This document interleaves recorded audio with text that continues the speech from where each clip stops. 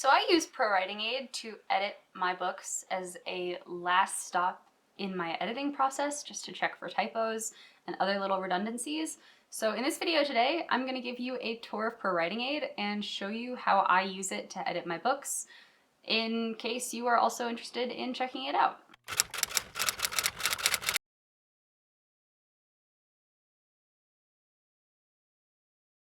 ProWritingAid is an AI-powered writing assistant that gives you feedback on grammar, spelling, as well as more specific stylistic parts of creative writing like redundancies and repeats and echoes and cliches and readability and things like that.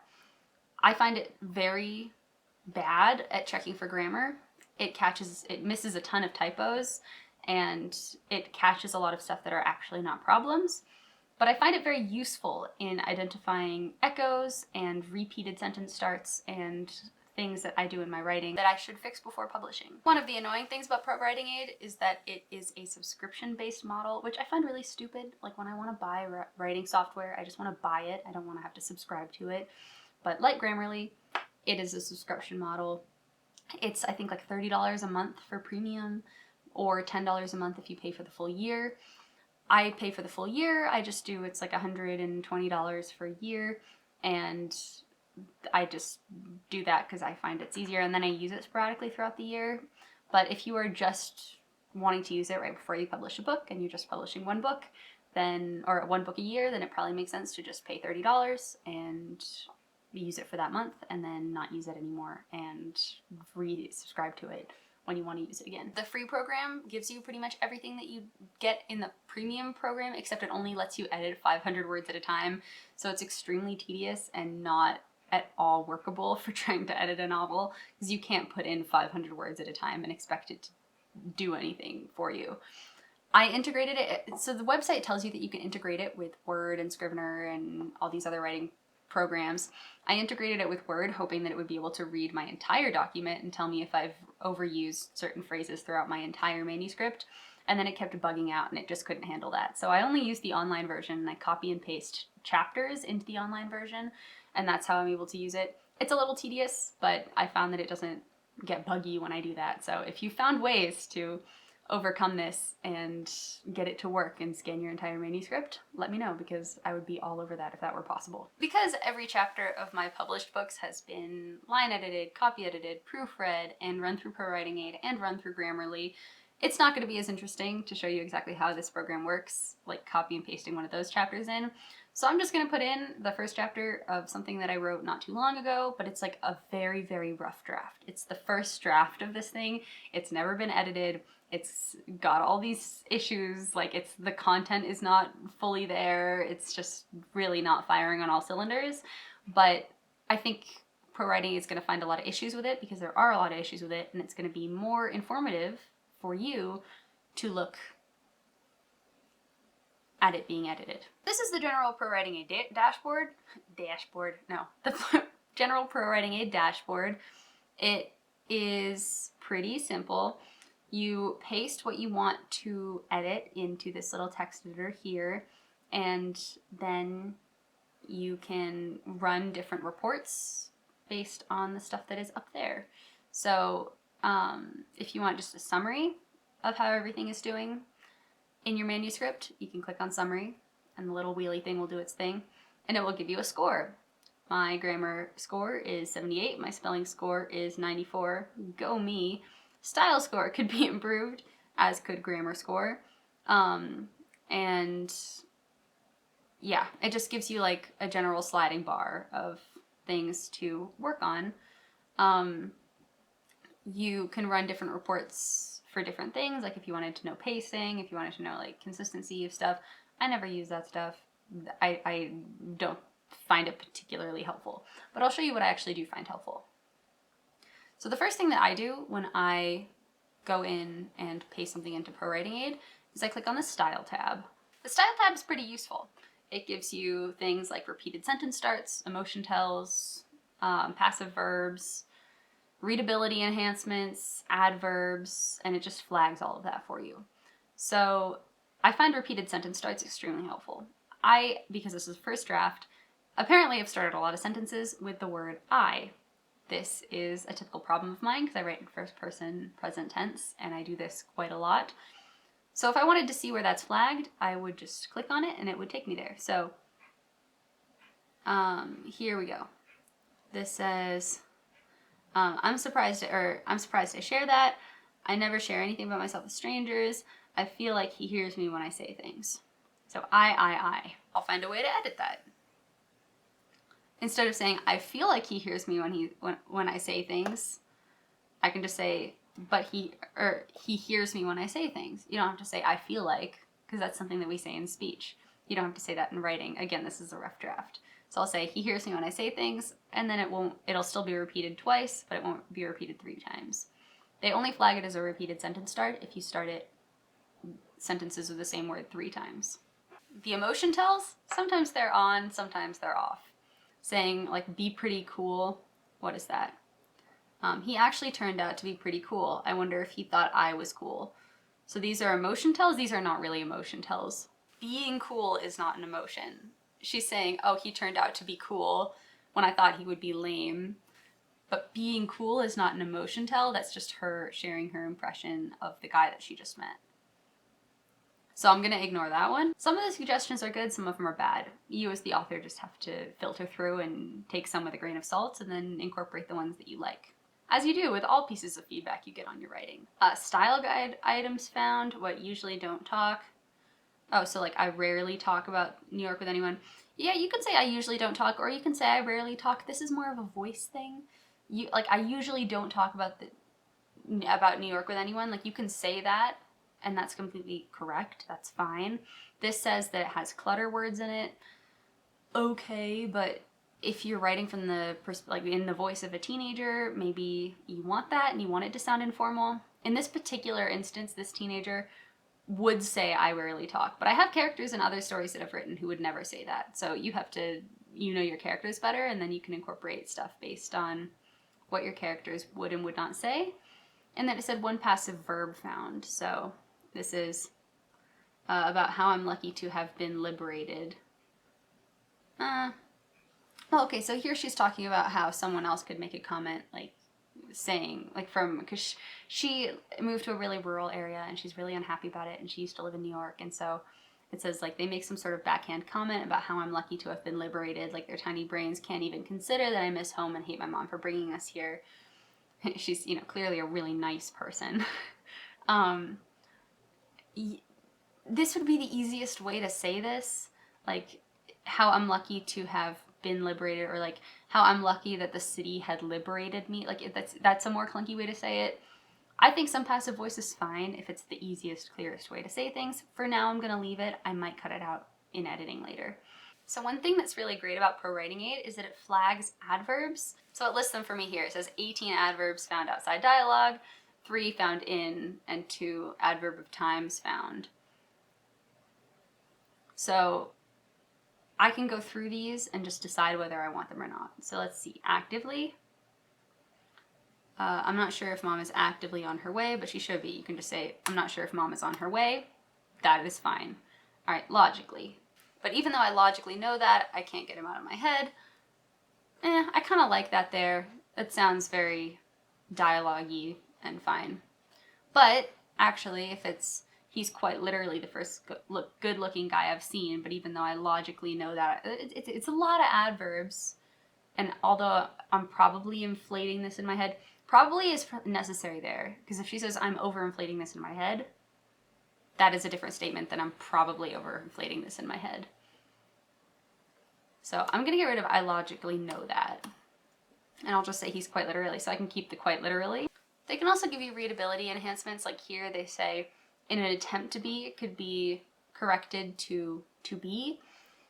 But the sentence is, I hate it when people point out the obvious in an attempt to be funny. They're suggesting changing it to, I hate it when people point out the obvious to be funny.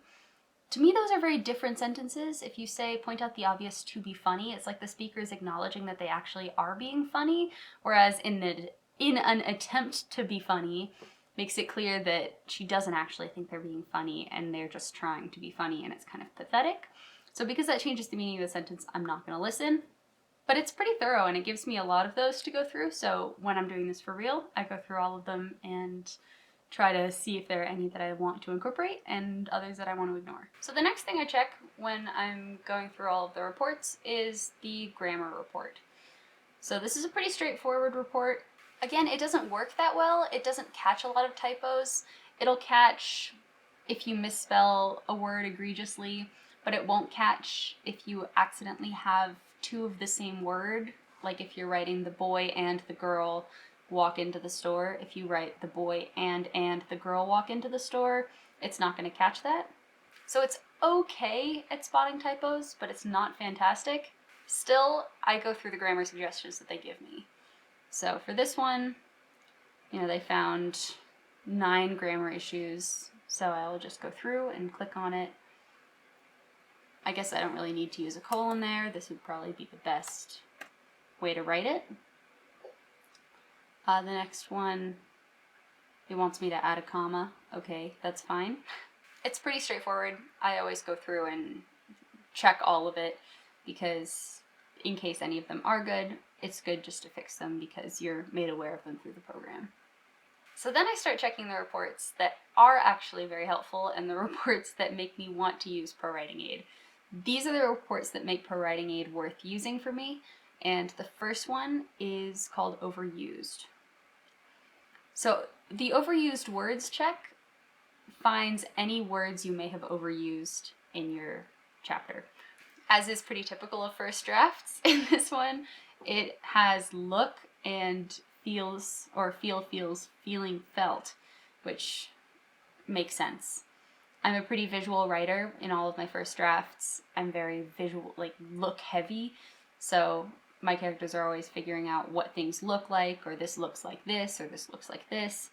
They're all glancing at everything. It's very eyes focused. And feels is a crutch word that I use when I'm writing my first draft. I edit pretty much all of these out when I'm editing my books, but in my first drafts they're pretty prominent, so that's why I have a ton of them in here. And it'll highlight where all of them are, so even if you scroll through the manuscript, like on this side, it'll underline every single overused word, like a look or a feel, so you can go and you can see if you can find ways of rephrasing the sentence so you don't need those anymore. The next super helpful report is all repeats. This report tells you if you've repeated any sentences or phrases multiple times in your document. They start with 7-word repeats and they go all the way to 1-word repeats. I don't really pay much attention to 1-word repeats. These are kind of just like overused words. If it's really egregious, if there are a ton of them, I might just go check and see, I probably don't need to use the word like 29 times in this like 2,000-word chapter. And I'm is also probably not the best way that I could be phrasing that. I could probably find better ways of saying something than using the being verb because that's not very active. But all the ones down here I can kind of ignore because these don't really mean anything and are not important. But when I'm going through these, I always start with the 7-word phrases because if there are a lot of 7-word phrases that repeat, I know there are probably not supposed to be. So here it says, the best place in the entire world is repeated twice. So this is, she says, it's the best place in the entire world, and then later on he asks, what is the best place in the entire world? So that's fine because it's repeated, but it's repeated as a callback to the original form of dialogue. He's using the same phrasing that she is because he's trying to be somewhat flirty with her. So I'll let that slide. The next one, though, it takes me a couple of seconds. Might not be a callback. So in the first instance, it's my stomach sinks, so it takes me a couple of seconds to realize he's waiting on my name. Actually, I don't really know what that sentence means. It's not the best sentence. And then later on says, it takes me a couple of seconds for me to put together that it's weird for him to be here. Okay, right off the bat, I'm deleting that. So these two instances are not callbacks to each other. They're just repeated instances where I, as the author, have written it takes a couple of seconds. I don't need both of these. Could I get away with it? Yes, probably, but at the same time, are there better ways to phrase it? Also, yes. So I'm just going to pick my favorite one of those, and I think I can find a way to rephrase the first one. I can just keep this really simple, get rid of this, and just say, I realize he's waiting on my name. This actually makes the sentence a lot clearer and the meaning behind it a lot clearer, so That's typically what I do when I edit, is I get rid of a lot of the stuff. I don't rephrase to try to come up with an equally complicated way of saying things. I just try to make it as simple as possible. So then I would go down to the 6-word phrases and then the 5-word phrases and just work my way down the list and see if there are any repeats that are egregious or anything that I would want to delete. And after I'm happy with how that looks, I move on to the next report, which is the echoes report. This might be my favorite report. It is the most helpful out of all of them to me. This report is meant to point out instances in your writing where you've repeated certain words in very close proximity to each other. So if you've written a certain phrase and then in the next sentence say the exact same phrase, I always pick these up when I'm listening to my audiobooks and proofing my audiobooks. I don't notice them when I'm reading, but oftentimes I will use the same word in 2 sentences in a row, and then it'll make the writing just sound clunky when you're reading it out loud. So I just work down the list as I'm going through here, or sometimes I will work directly out of the document because everything is underlined. Like, it does a good job pointing out that I use the word looks like very close together here. Like, it says looks like here, looks me in the eye, and then you look like you don't want to be here. There are a lot of look. Some of these are intentional, like I say it sarcastically, I mean it sarcastically, are meant to be echoes of each other. Same with amusing here and amusing there, that's intentional. But like, you're not going to talk to me. I clench my jaw gripping the handheld scanner like I'm gonna break it. Like, going to and going to are very close to each other, and then the sentence above it, he doesn't seem to like that very much, and like the scanner like I'm going to break it. They're just lots of words that are similar right next to each other, so I can honestly just delete this whole thing and keep it very simple. Or this is not necessarily, this is not an intentional repetition, so I could delete this so that that frees up this, the city, because there's another the city down here that is meant to be a callback to that. Some of these are tiny and don't matter. Some of these are bigger and are worth me paying attention to.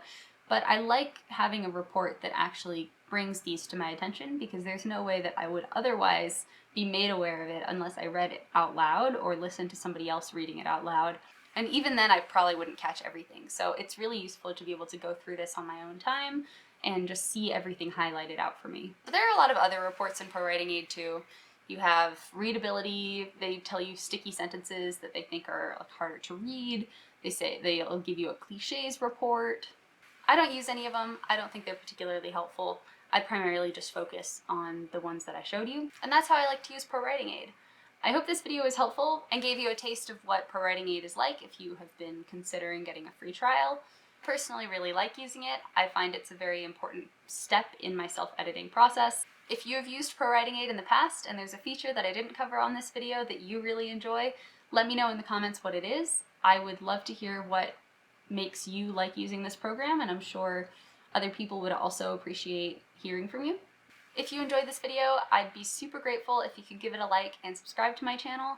My name is Claire Fraze, and I'm an award-winning author who makes videos sharing actionable writing tips that helped me make my own writing better. I'm the author of the paranormal thriller They Stay series, which tells the story of a teenage girl whose younger brother goes missing, and the only people who have any idea what happened to him are the ghosts in the local cemetery. So check those out using the links in the description if those sound like they might be up your alley. I hope you have a fantastic week, everybody, and as always, happy writing.